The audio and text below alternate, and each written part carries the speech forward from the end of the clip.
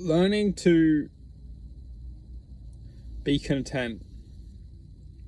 So contentment, we must go deep and understand what is contentment and what is behind contentment. Contentment is frequency.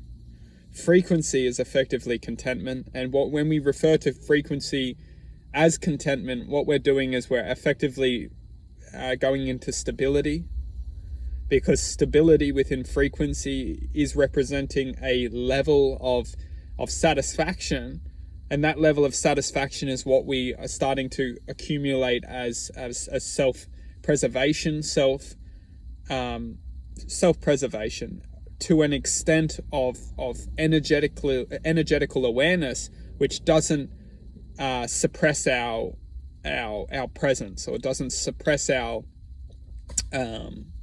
presence, really. So contentment is ultimately energetical awareness, or energy, which is effectively acting as effectively a secure,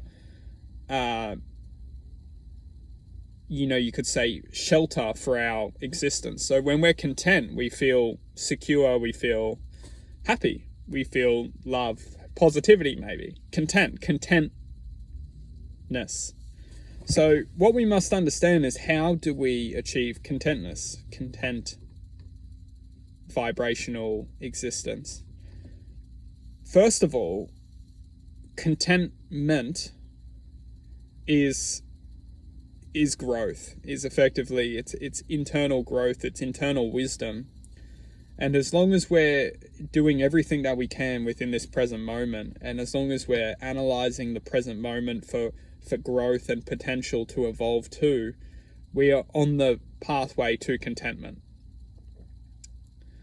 Now, what we must understand is distraction is everywhere. Distraction is truthfully destruction, because distraction is leading for destruction. As long as we're doing everything that we possibly can within presence, within awareness, within love, within truth, within justice, we are on the right path. And it doesn't matter what is happening around us.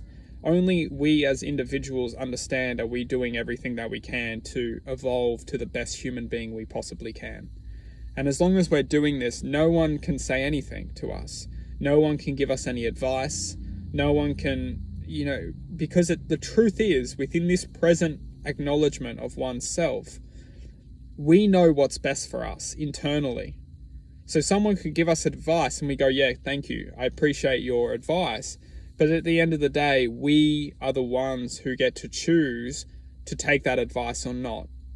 You'll see that in life, when we don't have that self-truth, which is we're doing everything that we possibly can to evolve into the best human we can become, when we're not doing this, we actually succumb to people's advice more, because we feel, oh, they've done good, I'm going to take their advice. And which isn't a negative thing, but what we must understand is that we are individual beings here.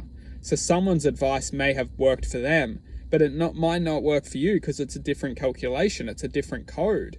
It's interacted with them. It doesn't necessarily mean that it's going to interact with you as an individual, as us, as we, as beings of infinite potential, infinite self. So what we must understand is, contentment itself is one's pathway, one's journey of acceptance. As long as we can accept our journey, as long as we can walk down our path and learn to accept, learn to forgive, learn to heal, learn to acknowledge, learn to love, we will always be granted the pureness, the cleanliness of one's non-judgment. We as long as we can't accept, we judge people, we criticize people, we blame people.